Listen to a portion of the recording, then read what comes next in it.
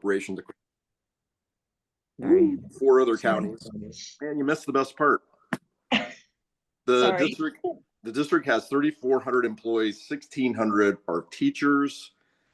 This school district has achieved national prominence in the development of unique, innovative school models and is especially recognized as a leader in the implementation of recent advances in the field of neuroeducation through its utilization of the GAIN, Growth in Academics Through Innovation and Neuroeducation Framework. Susan Phelps is EVSC's Chief Officer of Neuroeducation, having worked in the district since 2010 as a psychologist and director of behavior support. Prior to Indiana, she was in Kentucky. And if she wants to talk more about Kentucky, she can, but I won't. Her training is in child clinical psychology. In her current role, her main task is to leverage the knowledge gleaned from neuroscience, and determining how it can be applied in the classroom, where it can impact students, allowing them to develop their maximum potential. Welcome, Susan. Good morning. That was a very long intro. Yeah. I think you work in education. It just says we're all really busy. Right? Yeah, very much. Nice to meet everybody. Yep, Yeah. you're welcome. Absolutely. We're going to Appreciate give you the floor so that you can Okay. tell us everything we need to know. about executive functioning and Yeah. how we utilize it in EVSC. Yeah, it's just a little bit of context to sort of help everybody. I've been working in the area of executive functioning since about 2000. I did neurodevelopmental assessments for almost 20 years, and the very clear pattern of deficits in the area of executive functioning, particularly for our students that have more significant emotional and behavioral challenges. Obviously, we know there's executive functioning deficits with our students with autism spectrum disorders and ADHD, but the deficits that I saw just sort of ran the board diagnostically. And when I got into schools more on a systems level, one of the things that was obvious was that, and I think everybody feels this in education, is teachers work absolutely as hard as they can. There's not a lot more we can wring out of teachers. And when you pair that with the investments that we've made in solutions to close achievement gaps, none of it ever makes sense, right? Like, how can we be working this hard? How can we have so many evidence-based products? And how do we still have this achievement gap that just won't go away, particularly for our students in our more under-resourced communities? And when, I don't know, I just got to a point where it was just so upsetting to see our teachers, struggle with the outcomes that they had in testing. And when we had some of the same results, so we sort of stepped back and we asked a different question. We didn't ask, how do you fix this? We asked, if you could start from the beginning, what sort of neurodevelopmental skills do you want all of your kids to enter school with? We do that with our readiness assessments, right? And one of the things that was very obvious, particularly when kids moved from pre-K to K, is that we just dropped executive functioning. And that's very problematic, particularly for under-resourced communities, because the research is pretty clear in this area now. It shows that there are changes in brain structures that link specifically to executive functioning and language that are secondary to the impact of very high poverty settings. And there is a difference, there is a stratification between, I do say, high poverty and high poverty, right? How that changes the brain structure is not the same across all income levels. And so when you look at why aren't our students making the gains, those deficits in executive functioning were a clear missing piece in trying to understand why all of our efforts weren't working. And so we just embarked on a journey to figure out how do you figure out what kids' scores are, right? How do you know what their executive functioning abilities actually are? Because translation from a brain scan to the classroom is very different. And, when we're trying to evaluate tier 1, it needs to be fast, it needs to be inexpensive, and it needs to be reliable. You can't have a really expensive product that you're trying to use for 23,000 students. It's not financially feasible. And so we tried a lot of things that honestly weren't very helpful in getting a true, reliable, and valid baseline executive functioning score that could help us until we found MEFS, which was great. It was a game changer for us to be able to have that tangible number. Then we paired that with, we had tried several different, I would call tier 1 curriculums to develop executive functioning skills once our kids entered kindergarten. And we've landed on a product we've been using for about 4 years now. So our process is currently we screen every kindergarten student in EVSC. We have 22, 20, how I say 24, but I think we have 22 elementary schools. And all our kindergarten students are screened beginning of the year and end of the year, and they utilize the Tier 1 Executive Functioning Program. Our goal is we want 95% of our kids exiting kindergarten with adequate executive functioning skills. They're the precursors to learning to read. They're the precursors to social emotional skills. They're precursors to math. And so when you think about instruction, even if you're managing cognitive load well, you've got a group of kids that enter. This is the part that's fascinating. You have a group of kids that enter sometimes one standard deviation behind another group of kids, right?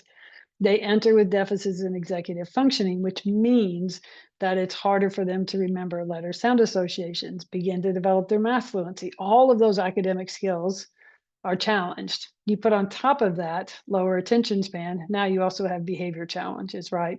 Kindergarten teachers are going to tell you one of the skills that are most predictive of success are kids' ability to pay attention. They're both linked, ability to pay attention and remember, obviously, the academic skills. So you have them entering, you have them with the deficits in executive functioning skills, so they're not acquiring this academic knowledge at the same rate if their behavior isn't significantly interfering with their learning. And then you exit kindergarten with the same deficits in executive functioning, and now you're even farther behind academically, regardless of how great the teachers are, right? Even if you're managing cognitive load, you're still talking about teaching smaller chunks of information over longer periods of time. It's still not the same rate that you need in order to catch kids up, right? You've got that gap. We need to close the gap. The rate of improvement for our kids entering an under-resourced community needs to be 1.1, 1.2. It needs to be higher than our kids that enter already with average language, math, and social emotional skills. And so how do we, A, know where they are, B, have a program that builds those skills, and C, how do we progress monitor and make sure that they're exiting kindergarten in the same place as their peers? That's huge, because then the way we talk about it is then you have this neurological readiness, right? Now we're neurologically in the same place as everybody else. And now my high quality instruction with my high quality curriculum has the same impact. We're missing a step in education that really needs to be intentional. We have the brain scans, we have all of the other data that shows this is actually happening. And someone asked me the question the other day. Well, actually, one of the original researchers from Duke University in 1980s, his daughter called me and said, I can't believe we're still having this conversation. My dad knew this in the 80s. And I said, it's not, this is the hard part. In K-12, it's not a standard, right? In pre-K it is. So because it's not a standard, we don't teach it or measure it.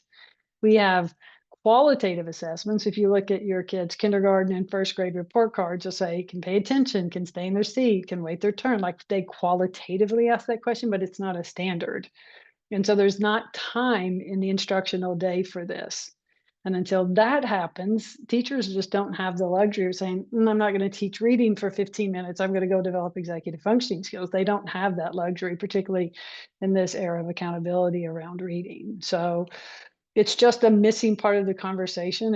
And it's been challenging, right? Because in the state of Indiana, we now have, for our schools that don't have a percentage of students passing our third grade reading score or reading test, they now have 2 hours of reading mandated per day. And that just pushes recess and everything else out and just makes it very challenging for our lower elementary teachers to fit anything else in. And so it's just, and I was also asked the question, like, can you tell me a success story and how it impacts teachers? When you talk to kindergarten teachers, you don't have to convince them that these are skills lower elementary kids need. They know, right? They're trying to stay in their seat all day long. This is just innate to them.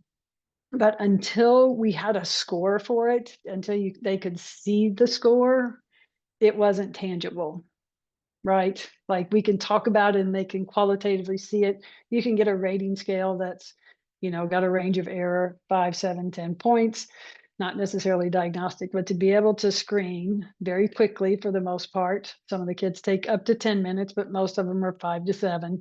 And then know where they are was extremely helpful to our teachers. And a lot of them said, told you so, like that part's interesting. And then there's all other conversations you can have about what to do to increase it, right? Like that's a whole nother area to me. Like, how are we actually developing the skills so kids exit needs to be much more intentional. It's not a simple one-to-one because they don't all come in with the same strengths and weaknesses for the same reasons. But measuring it has been huge, been a game changer for us. That's great, Susan. What, so in Indiana, is there any kind of movement for the childcare centers or preschool programs to use MEFs as well so that they can come prepared? Because you're doing this in kindergarten. If we Yeah. can get 2/3 of the kids Mhm. qualified and ready in Yes. this before they Yes. even hit your classrooms, what would that Yes. be like? Amazing. I mean, Yeah. it puts them, the term I like is neurological readiness, because I do think we have good teachers and I do think we have great materials. When you think about the impact of science of reading, we're doing a good job I mean, I've been doing this for almost 30 years. Like it's changed significantly, but this is still a missing link for our kids. So I would love for the state. I mean, in Indiana, you have to measure executive functioning skills in the pre-K programs. It's primarily a qualitative assessment, though. That's the difference, right? Like qualitatively, I can say it's a weakness or it's a significant deficit or it's a strength, but to have a score is different. To have a nationally normed score that says this um, and we tried the rating scales. I tried all of them. I piloted every rating scale with parent report, teacher report, student report. We did all of that before. We actually did the NIH toolbox for our kindergartners in 7 pilot schools before COVID. Lost all of that data. All that whole study was gone. So I don't have anything I can even say about it. But we did try even a more robust assessment. It's just not feasible for kindergartners who are squirrely and anxious anyway at the beginning of the year. You give them a long test that requires impulse control and sustained attention, and they get squirrelier. I don't have a better word, but that's just very challenging to, and then you call into question the reliability of the score. So we had a lot of unreliable scores using that more comprehensive. We do comprehensive assessments of all areas of executive functioning if kids persist with deficits in 3rd grade. So Susan, thanks for being here today. you're welcome. A couple quick questions. Sure. Is this designed for kindergartners assessing 1st grade readiness or pre-K kids assessing kindergarten readiness? All of the above. Okay, All of so the is it above, a yeah. completely separate test or it's one test that does all of it? It's one, so it's normed by age. So you can take it's normed from age 2, I think, to 18. So any child within that age span can take the test and you can get a reliable score. It's a standard score, the percentile rank, which is what's great. And having been slightly familiar with some kindergarten 1st grade readiness sorts of screenings that might be more 1st grade geared. Oh, I know yeah. that as you go through some of those screenings, the child that you're trying to screen just eventually gives up, crawls under the table because he feels like he's a failure. Yep. Correct. What is the interaction or the engagement level with the kids? So I've tested lots of kids with it, and with 20 years of testing experience before that, just have a pretty decent database to sort of compare. I would say 98% of the kids move through without any trouble. I probably had 1 or 2 with pretty significant attention deficits that wandered around the room, and you would have to bring them back. and say, let's listen to the instructions. And they always would, because it's so brief, right? I think that's because I know what you're talking about, like some of the like IQ tests and achievement tests, particularly if kids don't have experience with it, can be very painful to administer. And you also have floor effects, right? So the younger ages, it's very difficult to get a sensitive enough score that's predictive. And this seems to, bypass all of those challenges, honestly. So it was, Cool. yeah. And we use non-cert staff. We use most of our support staff to do our screenings, so our teachers don't have to. So, And so you're easy doing stuff. it essentially at the beginning of the year in the fall, and then also at the end of the year in the Correct. spring. What sorts of mechanics does the screening tool use or implement to then inform instruction in the classroom individually with the child? So teachers have access to their students' scores. The first 2 years I met with every teacher and went through their kids, and but they can pull it up and check throughout the year. And then if they also, and I've encouraged, the first year we had them do a middle of the year assessment. It's just really hard for us to get everybody to do it. But any of our students that were significantly below average, second percentile or below, we encouraged them to rescreen, number one, to make sure the test was reliable, because sometimes beginning of the year kindergartners are really anxious and can underperform. So if you get that score and you're like, that doesn't seem right, then they can screen them again. I also have folks that would email me and say, so-and-so's test score was really low and they've been sick or something. You can rescreen right there. There's no practice effects. So that's also really nice as far as that's concerned. So teachers have access. And one of the things they do sometimes, some of it depends on the student's attention span, but is they'll do some extra exercises with the students. We have classrooms we've been able to move in a very positive direction to get extra recesses in for kids and things like that. So try not to use too much tech for an intervention, but sometimes that's the best tool we have. And one final question, sorry, fiscally, Okay. is there a cost per test administered, or is it a cost per child you administer as many times as you need, or how does that work? Yeah, we pay by school the number of students, and it's unlimited usage throughout the year. So it's actually, so from a tier one, like a product, that's the part that I think makes it very useful, which is that it's cost efficient, right? It's not, doesn't sort of price you out of the utilization of it. Okay, thank you. You're welcome. Anyone else have any questions?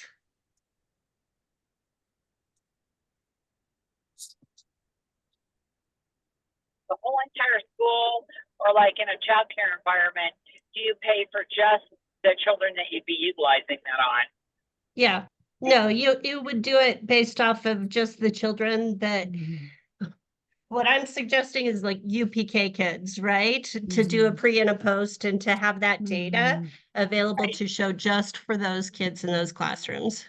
But if you wanted to expand it out beyond that, you can do it for any children 2 and up, and have that as a resource for your families. They get all kinds of activity recommendations and stuff to help them to work at home, to develop the executive function skills of their child. And then your classrooms individually would get lesson plan recommendations for the play activities, right? Here's how you're going to modify Duck, Duck, Goose based off of the spectrum of the kids that are in your care right now that need for the full range to capture both the high and the low. All of that would be outlined there, and then individually for each specific child, how to help them to advance as well. Tell me if I'm wrong on anything, Mills. No, you're not.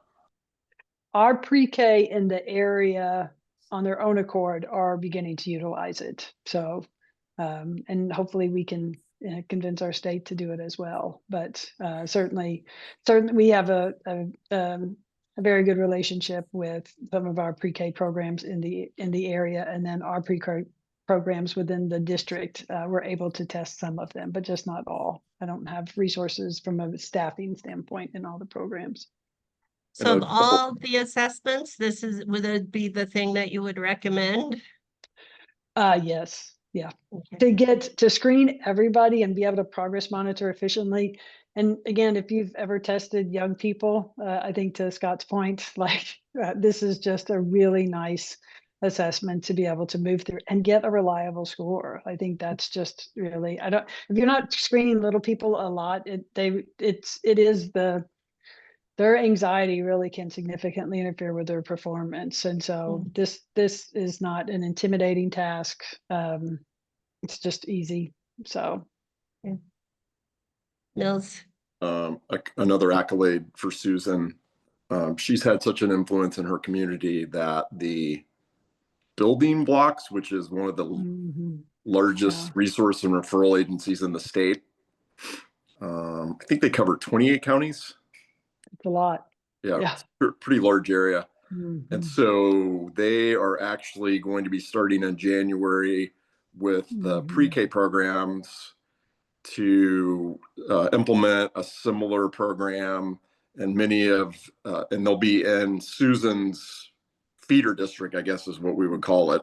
Yes. And so she's had influence now within the state, and then the person that's overseeing that resource and referral agency, her goal is to get it expanded within the state, much like New Mexico is doing. Yep. Yeah, I was going to call out New Mexico, Mills, because you've got 26,000 students that have tested now, done their pre-test in the state. Is that right? About that. I think that's the number you threw. Well, I will tell you, it's 90%, 95% of all of the children that are currently enrolled in the state pre-K program. And then as they add the I guess we call it UPK, or Universal Child Care, those children will fall under that. It does not include, so New Mexico, much like Indiana, has designated 619 classrooms. So currently it only includes children that have an IEP that are in integrated classrooms. So you have 504 children and then 619 children. And so in those implementations, and I'm sure Susan's done this, they've developed their own, I'm sorry, having a senior moment, the accommodations for those children. Yeah. Any other questions or comments for Susan?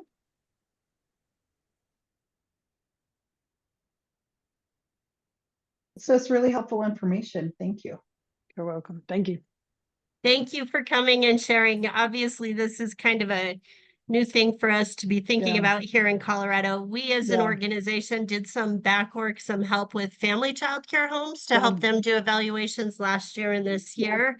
And the response from them was wonderful. Like they just love how easy it is to use, and got very excited about developing those specific skills, right? They were like, oh my gosh, my kids are advancing so much faster because they had the information that they needed that helped them to do that very specific targeted work. So yes. All right. Well, thank you so much for coming, You're Susan. welcome. You have a terrific day. You all too. Thank you. Okay, bye. Thank you.